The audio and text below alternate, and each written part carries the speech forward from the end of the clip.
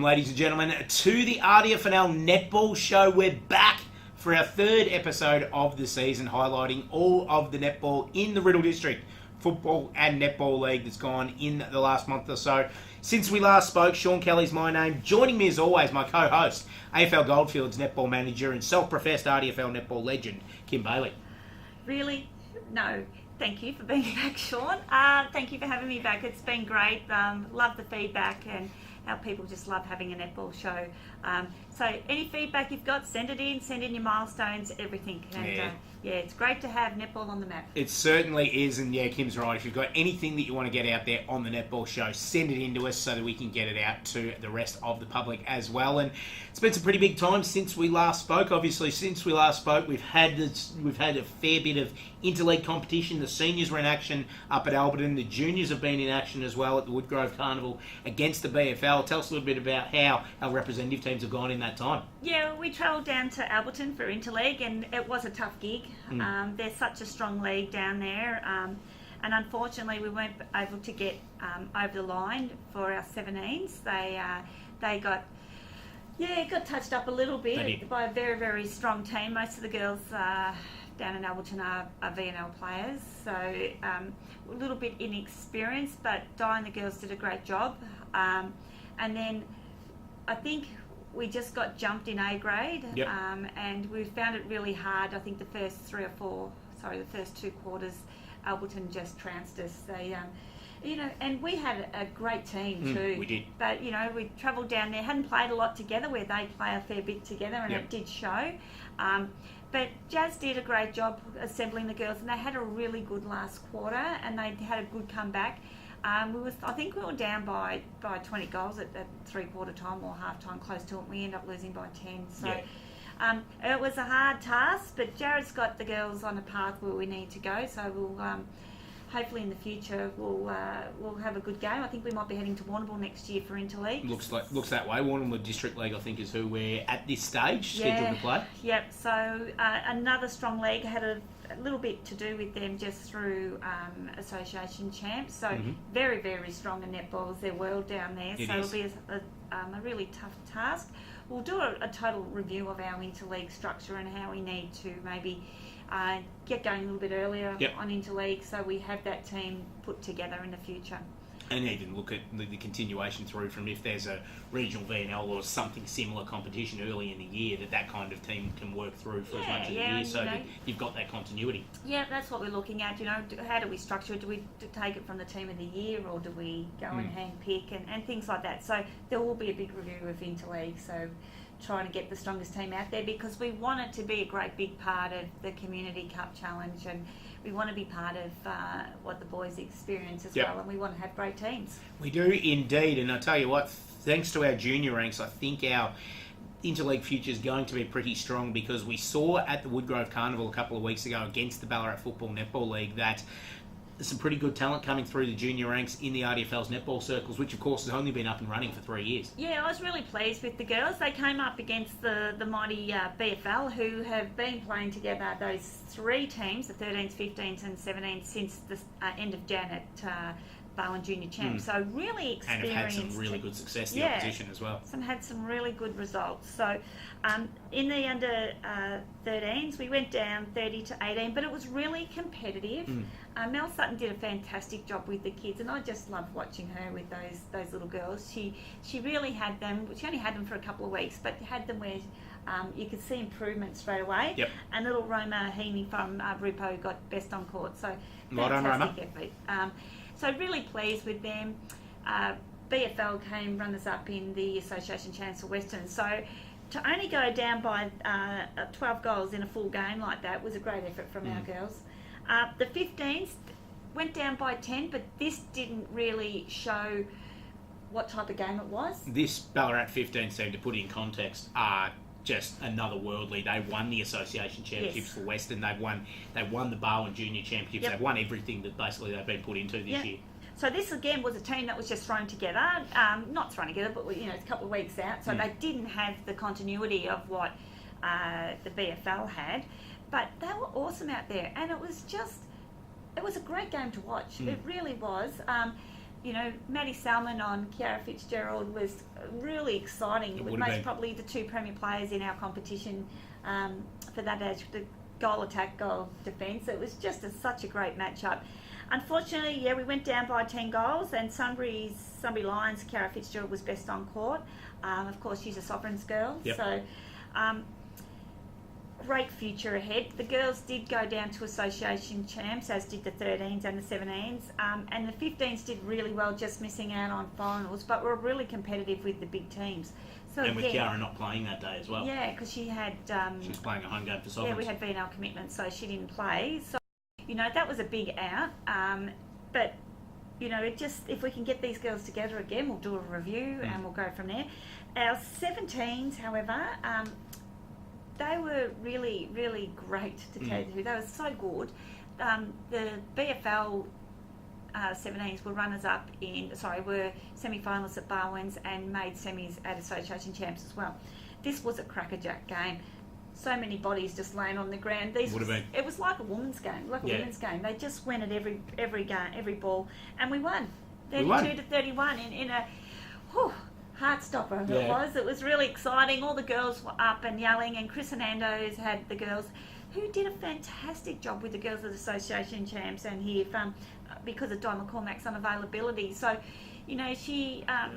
the girls really played for her, and it was great to see, well organised, and Eloise Freeman from Rupert's Wood Football Netball Club had a fantastic game and took out the medal on that day. Another girl that's had some VNL experience at a development level this year with the ACU Sovereigns as well. Yeah, so you look from a Sovereigns point of view, we've got these two girls, that's great. But really pleased with the girls.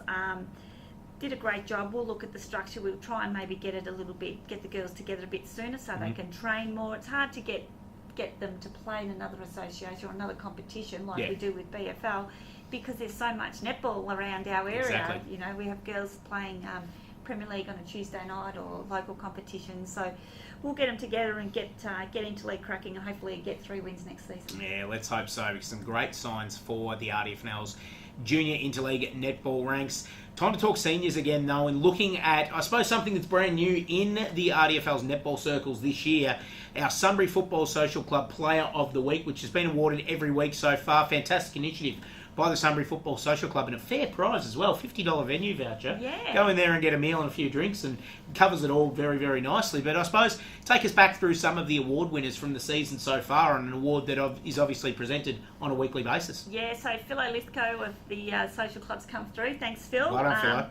And it's great to have an award and to give these girls some recognition. Started off round 1 with Kaylee Armstrong, who's from Riddell, who's came back from a knee injury and had an absolute cracker of her first game. She did. So well deserved to Kaylee. In round 2, one of the great players of our league in Ebony Hears from Broadford, she's a cracker. She's been a magnificent player in this competition for a few years now, and is such a leader for Broadford. She was round 2's winner. Round 3. Wow, what did we say about this girl? She's an absolute superstar. She's a jet. Katie Clark from Rupert's Wood. She's just this netballer that just had 2 kids and just come back like she's never had. Exactly. She just hasn't missed a beat. She's a superstar. So well done, Katie. You were round 3 winner. Round 4 was Caitlin Byron from Romsey. I watched this game and oh my God, this girl was amazing. She had a crack of a game this game and very well deserved, and it's just really strengthened up that Romsey defence line. Well-deserved win. Maddie Staracina. Sorry, Maddie. I'm not good with names. From Wood End. Now, has been in unbelievable form. She's been great. She shot some really, really big bags of goals this season. Has been one of the stalwarts of the Wood End Football Netball Club as well. Wood End Heskett, Football Netball Club. And I'm so proud that she got this award because she's such a good girl too. Yeah, she is. And one of our up-and-coming superstars from Macedon, Tara Burnett, oh my goodness, she's been in amazing form. Hasn't she what? Again, had some big bags of goals. But for a young girl, could do anything with a netball. It's the world's in front of her, really. And round 7, this is a girl who has been here this place for a long time. She has indeed. And this is one of my favourite players is Michelle Millhouse from Wallen, was round 7's award winner. Michelle she's just ageless, and she just seems to get better with age. Great player, great girl. Congratulations. Congratulations to all of our weekly winners for the Sunbury Football Social Club Player of the Week so far. Keep an eye on our Facebook page every week for the announcement of the Sunbury Football Social Club Player of the Week. One of Kimmy's duties for the year so far, and she's been fantastic at it at the moment. So keep that one going, and congratulations to all of our winners past and present. Let's jump in and have a look at this week's games, Kimmy. Round 8 in the RDFL Netball competition, and we started off at the Eric Boardman Reserve this Saturday. Sunbury Kangaroos taking on Macedon, and this will be a good test for the young Sunbury Kangaroos girls and a good chance to learn from one of the benchmarks of the competition. Yeah, Macedon have been fantastic, so really well coached. They're sitting second on the ladder, equal with Riddell. The Premiers. So got the best percentage in the league. Their defence has been amazing. Only had 164 goals scored against them, which is unbelievable. Sunbury they're a young list, and I love how they just kept persevering. I spoke to a couple of the girls last night, and they're so enthusiastic still, and a couple of girls would just come down and do some training on their own, getting ready for Saturday's game. So that's great to see. Yeah, it was Frances Dunn's actually coaching him at the moment. So Frances is doing a great job, and she's so enthusiastic. So I think it'll be a really, really hard task for them, though. Macedon they're on song. But they're on the right track, the Sunbury Kangaroos, and doing a fantastic job with it. Broadford taking on Melton Centrals at the Harley Hammond Reserve this weekend. Centrals going okay, probably have lost a couple of games that we thought they would have been a bit more competitive in before the break, but they did the job against Romsey in a pretty close game before the break. Broadford have been there or thereabouts, probably haven't matched it with the real upper echelon so far, but this is a game where they'll probably give themselves a bit of a chance. Yeah, I think so. Just their concern is their shooting circle. They're just not getting enough ball through the hoop. So they would really need to concentrate on that. And we know how good Mel Laird is in defence for Centrals as well. Jess May, I hear that Tran is back. Tran's back. I saw that a couple of weeks ago. Yeah, so the reigning Ryan medalist. Worked on her to come back and have a run. So that's great. She adds so much strength to that mid-court. And Rebecca Morabito is back as well. She is. And Vanessa Seddon's doing a great job in goals as well. Vanessa's doing a great, after coming over from Diggers. She's done a great job in there. And she's quite tall, and she's very agile as well. And is most probably a good linkage in with Beck. I think that Centrals will most probably get the wins. Yeah, I think Central's in this one as well. Pretty interesting game this week at Lansfield Park as well, with the Tigers taking on Rupertswood. Good test for the Tigers, taking on the undefeated Rupo in what should be a pretty good game of netball, I think. Yeah, look, Rupertswood to me are the benchmarks at the moment. They're just strong all over the court. Now they've had Beck Anstey actually filling in for them a few times, helping Zoe them out. Davies has been there as well. Zoe Davies. But I think their attack line is just as good as their defence line, so they've got strength all over the court. With Lansfield, they have some awesome players on their list, but it's actually just getting them on the court at the same time. Correct. If they get that full complement of girls on, who knows? Olivia Powell's has been really good in defence. She has. Ash Hyatt's been pretty good as well. Ash Hyatt hasn't played a hell of a lot of games yet. So they've just... I think this is a game Lansfield need to win to say, yeah, we are here. They're sitting 6th at the moment. They've got Diggers nipping at the heels. Who've got a bye this week as well, so they'll get points from that. Yeah, so it'll be really interesting to see how hard they go at the ball, and they will. They're really well. Their structures work really well, and they go in with a really set game plan. But so do Rupo in saying that. They do. They're just such a professional outfit. And look, they haven't dropped a game. I just can't go against them this week. It's hard to tip against Rupertswood with the form they're in at the moment, so I don't think either of us will at this stage. Riddell taking on Wallen this week at Riddell's Creek Reserve. The reigning premiers going pretty nicely at the moment, but Wallen, they'll have a bit of a confidence boost. Their first win for the season in the round before the break, so congratulations to the Magpies, and they'll take a bit of confidence out of that one. Yeah, how good is that? I know all the girls are absolutely stoked. I spoke to Kim Berger during the week, and she was rapt that they got the win. and it was quite a comfortable win as well. So, yeah, they'll go into a little bit of confidence. However, they're coming up against an awesome team as well. Riddell, one of the form teams. Lozzie Close, I think, is out with an ankle injury, so that'll make it a little bit easier. But you know, with Riddell, they bring their young kids through as well. Mika Johns has been playing really good netball as well, and Chloe Mueller-Meisters. Yes, I'm not saying these hard names anymore. Has had a few games up as well, so they've been performing really well, and I think Riddell will come away with a comfortable victory. Yeah, Riddell should be too strong in this one. Last game for the round, Romsey taking on Woodend Heskett. Potential to be a really interesting game here, although Romsey have surprised a lot of people this year and are going quite nicely at the moment. Yeah, they are. They've got their defensive line is really good. Steph Symes has come over from Lansfield and has been really, really good in defence. In saying that, I think Woodend have improved out of side as well. Chelsea Tobin's been playing really well, and Maddie has as well. So they've just Callie Duff has taken over there, and Callie's really getting the girls in that professional mode that they need to be in. They've just also won a grant to get lighting onto their court, so they don't have to run with generators to train on anymore. Good stuff. So that's fantastic, and the club's in a really healthy position.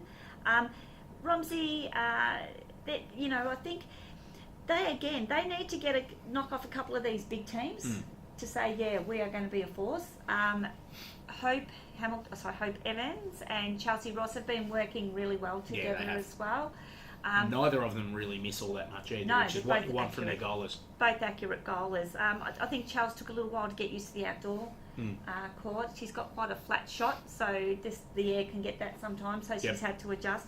But look, I'm pretty confident it'll be a good game, but I think Romsey will get the victory. Yeah, Romsey for mine as well. Kimmy, that's all the time we've got on the Netball Show for this week. It's been fantastic having you here once again, and of course, your wisdom about the RDFL's netball is second to none, and it's great to have that coming over the screen and on to all of our viewers.